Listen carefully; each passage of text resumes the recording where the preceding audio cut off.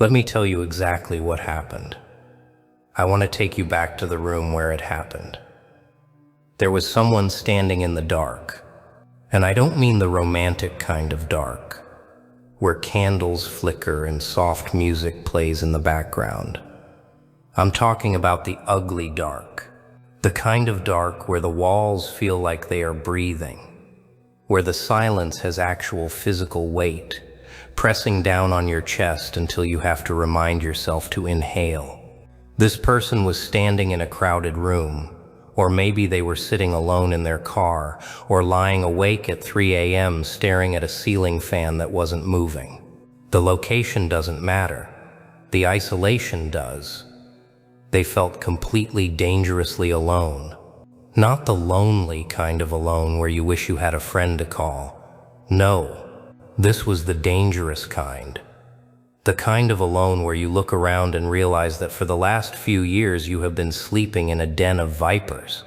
You realize that everyone around you, the people you broke bread with, the people you laughed with, the people you defended when no one else would, were holding knives behind their backs the entire time, and the realization didn't hit them like a slap, it hit them like a bullet. Silent, clean, fatal. They looked at the situation, the lies, the calculated disrespect, the absolute audacity of the people who hurt them, and they froze. This person, they didn't make a scene when the knife went in. That's the strange part. That is the part that confuses people. When the ultimate betrayal happened, they didn't flip the table. They didn't scream. They didn't throw a glass against the wall. They didn't go on social media and write a long, desperate post exposing everyone's secrets. They just went quiet. The kind of quiet that is so heavy, it makes the air in the room hard to breathe. The kind of quiet that rings in your ears louder than a scream. They looked at the wreckage of their life and realized something terrifying. There is nothing I can say to fix this. Words have no power here anymore. The language of loyalty is a dead language to these people. So they did the hardest thing a human being can possibly do. They swallowed the injustice. They took the poison, and they didn't spit it out. They sat there freezing cold, watching the people who hurt them smile. And that was the worst part, wasn't it? The smiles. They watched them celebrate. They watched them high-five. They watched them spin the narrative in real time, turning the victim into the villain, painting the loyal one as the traitor. And this person, they took it. Not because they were weak, not because they were afraid, but because they were in absolute shock. They were paralyzed by the sheer evil of it. And in that dark, cold silence, when the shock finally wore off and the pain started to set in, they made a request. It wasn't a polite prayer. It wasn't a please bless my enemies and help me move on kind of wish. No, this was ugly. This was primal. This was wet with tears and hot with rage. This was a lawsuit filed directly to the Supreme Court of the universe. They didn't speak it out loud. They hissed it through their clenched teeth. They asked for justice. They asked for balance. They looked up at a ceiling that seemed to be closing in on them, into a void that seemed empty, and they issued a demand. Do not let them get away with this. If there is any order in this universe, if there is any truth to the laws of karma, do not let this stand. I want my payment. I want them to feel what I am feeling right now. Not let this stand. I want my payment. I want them to feel what I am feeling right now. They poured every ounce of their pain, every drop of their betrayal, every broken promise into that demand. It was a contract signed in blood. And then, nothing. Absolute silence. The next morning came. The sun rose. The birds chirped. The world kept turning, as if a murder hadn't just taken place in their soul. And the people who destroyed this person's life, they woke up happy. They posted pictures of their perfect lives. They got promoted. They fell in love. They made money. They went on vacation. They walked around with light steps, unburdened by guilt, unbothered by the wreckage they left behind. It seemed like the universe hadn't heard a single word. It seemed like the bad guys had won, and the good guy was left to rot in the silence. It felt like the prayer had bounced off the ceiling and fallen to the floor, unheard and unanswered. The file was closed. The case was dismissed. Or at least, that's what it looked like to the naked eye. But in the dark, something had started to move. So this person did what you have to do when you have no other choice. They got up. They went into the bathroom, splashed cold water on their face, and looked at themselves in the mirror. They saw eyes that looked older than they should. They saw a spirit that had been beaten within an inch of its life. But they wiped their face. They put on their clothes. They forced a smile onto their lips, like a mask, and they walked out into a world that felt fundamentally unfair. They went through the motions. They did the work. They paid the bills. They laughed when they were supposed to laugh. But inside, something had died. The belief in fairness had died. The innocent part of them that believed good things happened to good people. That part was buried in a shallow grave. Weeks passed, then months, then the seasons changed. Maybe even years went by. And that demand for justice, that angry, desperate request they made in the dark, it started to fade. It didn't disappear, but it lost its voice. It became a bitter, quiet memory, like an old injury that aches when it rains. They stopped waiting for the apology because they realized, with a sinking feeling, that an apology requires a conscience, and these people didn't have one. They stopped waiting for the truth to come out because they realized that the world actually prefers comfortable lies. People don't want the truth, they want the show. And the enemy was putting on a fantastic show, so they buried it. They took all that pain, all that confusion, and they shoved it into a box in the back of their mind. They poured concrete over it. They built a wall over that part of their soul, a wall made of cynicism, cold logic, and radical detachment. They started telling themselves a new story to survive. They whispered to themselves in the middle of the night, "Maybe I was wrong. Maybe karma isn't real. Maybe this is just how the world works. The wolves eat the sheep, and the universe doesn't blink." They lowered their expectations. They adjusted their definition of peace to mean survival. They learned to live with the scar tissue. They learned to walk with a limp. They convinced themselves that the universe was indifferent, that it was a cold, random, unfeeling machine that didn't care about one person's broken heart or stolen reputation. And honestly, it felt safer that way. Because if you expect nothing, you can't be disappointed. If you believe in nothing, you can't be betrayed again. If you decide that justice is a fairy tale, then you don't have to hurt every time you see injustice walking down the street. They thought they were being realistic. They thought they were finally growing up and seeing the world for the cruel place it is. But they weren't growing up. They were going numb. They were freezing their heart to keep it from breaking again. But here is what they didn't know. Here is what they couldn't see from where they were standing, trapped in the fog of their own pain. That request, that demand for justice, it didn't disappear. It didn't evaporate into the ether just because they stopped thinking about it. It didn't bounce off the ceiling. It was filed. And the moment it was filed, a massive, invisible investigation began. Not in their timeline, but in the background, beneath the surface of reality, in the boiler room of the universe.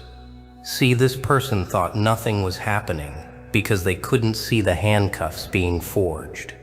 They thought nothing was happening because the trap was being set slowly. You have to understand how this works. When a crime is committed in the physical world, the police don't arrest the suspect immediately if they want a conviction that sticks. They watch, they wait, they gather evidence. They let the criminal get comfortable. They let the criminal think they got away with it, so they will make a mistake. The universe works the same way, but on a cosmic scale. The delay wasn't a denial. The silence wasn't a rejection. The silence was the evidence being gathered. Every day that went by where the enemy felt safe was actually a day where they were being recorded. Every time they laughed about what they did to you, it was being noted. Every time they stepped on someone else to get ahead, thinking they were untouchable, the case against them grew thicker. This person felt abandoned. They felt like they were screaming into a void, but the void wasn't empty. The void was listening. The void was taking notes. The void was preparing a response that was so calculated, so precise, and so devastating that it required years to set up. But because the person couldn't hear the gears turning, they assumed the machine was broken. They didn't realize that the machine was just loading, because here is the truth that this person missed. What they asked for, true karma, true justice, is not a small thing. Small revenge is easy. If you want small revenge, you slash a tire. You send a mean text. You spread a rumor. That's immediate. That's petty. That's human. But this person didn't ask for petty. They asked for the universe to balance the scales. And to do that, the universe had to wait. It had to wait for the enemies to build their tower higher. You see, if you knock a man down when he is already on the ground, it doesn't hurt. He just stands back up and brushes the dirt off his knees. To truly deliver justice, the kind that reshapes a soul, the kind that leaves a permanent mark, you have to let him climb. You have to let him feel safe. You have to let him feel powerful. You have to let him build his entire life on the foundation of that lie. So the universe waited. It stepped back and watched. It let them think they got away with it. It gave them enough rope not just to hang themselves, but to entangle everything they loved. This person, watching from the sidelines, confused and hurt, thought, why are they being blessed? Why do they keep winning? They weren't being blessed. They were being fattened. Every win they had was just increasing the potential energy of the fall. Every promotion, every new relationship, every accolade they received while standing on a foundation of deceit. It wasn't a reward, it was weight. They were adding story after story to a skyscraper built on quicksand. The universe waited until they moved their families into that skyscraper. It waited until they felt completely secure. It waited until they looked down from their penthouse and laughed at the people below them. Because karma doesn't like to collect pennies. Karma likes to collect fortunes. The bill was being printed every single day. Every day they lived without consequence was just adding compound interest to the spiritual debt. Karma is a patient banker. It doesn't mind waiting 5 years or 10 years because it knows the interest rate is astronomical. And while this person was suffering, feeling forgotten, feeling like a fool for ever believing in justice, the ledger was being balanced in the dark. And the total was becoming something that the enemy could never afford to pay. If the bill had come due in the first week, maybe they could have paid it with a simple apology. But now, after years of arrogance, after years of thinking they were gods, the price had gone up. The price was now everything. But the person couldn't see the ledger. You can't see the roots rotting underground when the tree still looks green and vibrant. You can't see the termites eating the foundation when the house still looks freshly painted. But the rot was there. The erosion was happening silently, constantly, aggressively. Every single day, while the enemy laughed, the ground beneath their feet was getting thinner. The structural integrity of their life was being compromised. They thought they were untouchable. They thought if I was going to be punished, it would have happened by now. That is the fatal mistake of the arrogant. They mistake patience for permission. They thought the silence meant they were forgiven, but the silence just meant the case was being built to be airtight. There is a tipping point in physics, and there is a tipping point in fate. You can stack weight on a cracked beam for a long time and nothing happens. It holds, it holds, it holds, until the one feather lands that brings the whole thing down. And that person didn't know it, but the feather was already falling from the sky. And now, we get to the part that matters. We get to the part where the movie script flips. Because something happened recently.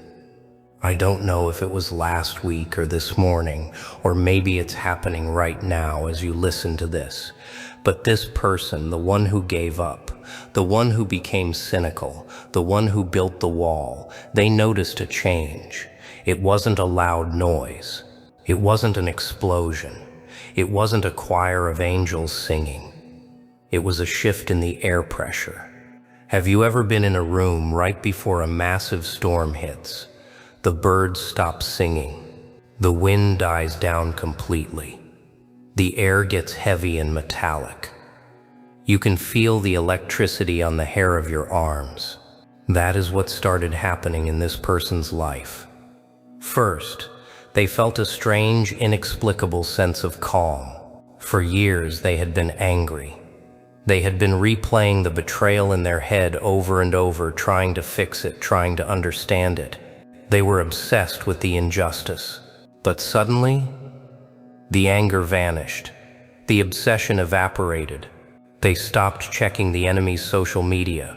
They stopped asking around about them. They stopped caring. They felt lighter, detached. It was almost ghost-like.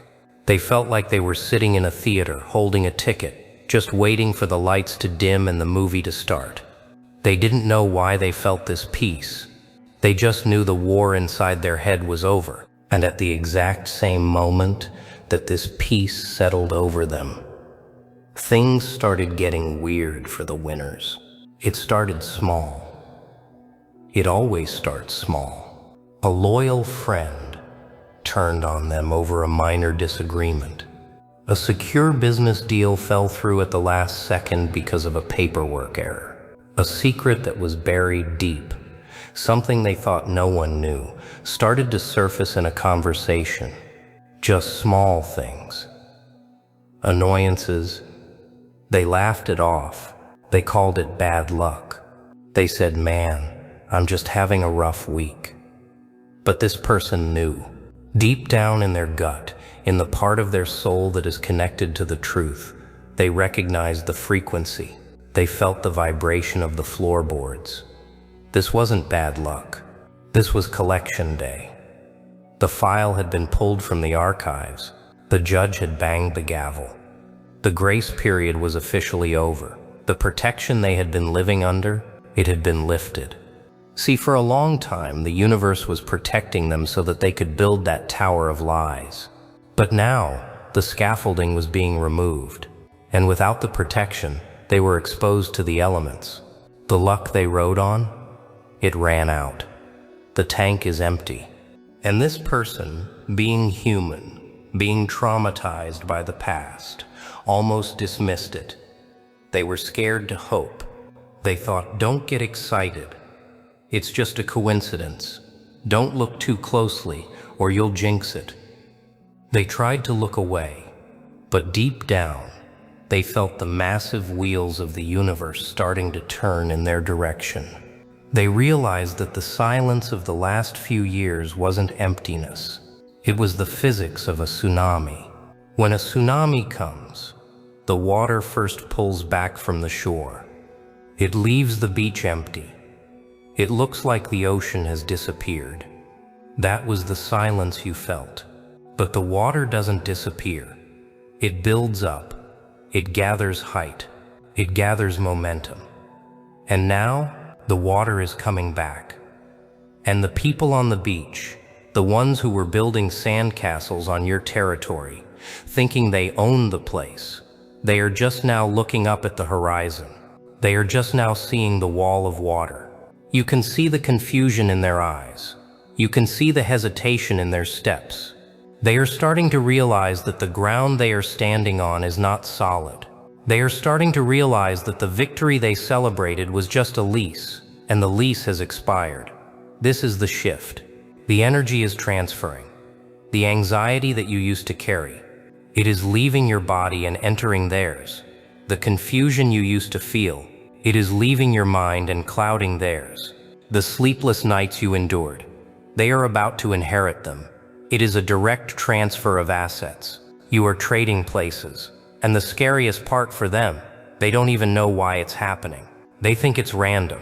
But you know exactly what this is. Now I need to stop playing games with you. I need to stop talking about this person like they are a character in a fiction book. I need to stop pretending that I am telling you a story about a stranger who lived in a different time and place. Because we both know exactly who I have been talking about for the last 20 minutes. We both know who sat in that dark room. We both know who swallowed the bitter pill of betrayal. We both know who asked for justice in the silence when no one else was listening. It is you. I am talking to you right now. You are the one who waited. You are the one who watched them win. You are the one who questioned your own sanity, wondering if maybe you were the crazy one for thinking that loyalty mattered. You convinced yourself that they got away with it. You convinced yourself that the universe forgot your address. You looked at the sky and saw nothing but empty space. But I am here to tell you, you were wrong. That request you made, that karma you've been waiting for, it didn't get lost in the mail. It didn't get deleted. It just got authorized. Watch closely. I mean it. Look at your life right now. Look at the sudden peace you feel in your chest. That is not an accident. That is not just having a good day. That is the feeling of your hands being washed clean of the situation. That is the feeling of a burden being lifted off your shoulders and placed onto theirs. And look at them. I want you to watch them closely over the next few weeks. Don't stare. Just observe from the shadows. Watch the frantic energy they are starting to give off. Watch the sudden panic in their eyes when things don't go their way. Watch the crumbling of their alliances. The people who helped them hurt you. Watch how they start turning on each other like rats in a sinking ship. They know. They might not admit it to themselves yet. They might try to drown it out with noise and distractions. But on a subconscious level, they know. They know the bill has arrived. They can feel the repo man standing in their doorway. They wake up in the middle of the night with a feeling of dread they can't explain. The protection they had, it has been lifted. The luck they rode on, it has run out. The casino is closed. And here is the most important instruction I can give you for this next chapter. Listen to me carefully. You don't have to do a single thing. You don't have to lift a finger. You don't have to say a word. You don't have to post a cryptic quote.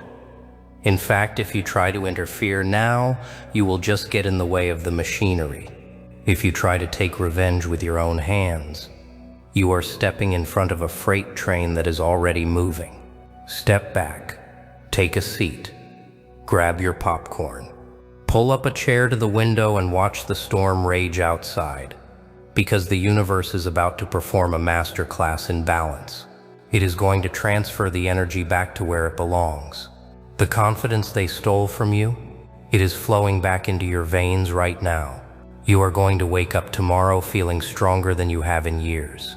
The opportunities they blocked, they are unlocking for you right now. Phones are going to ring. Emails are going to appear. Doors are going to swing wide open. The peace they destroyed, it is settling over your house like a warm blanket. And the chaos?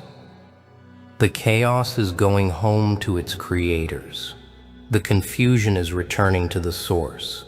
The betrayal is eating its own tail.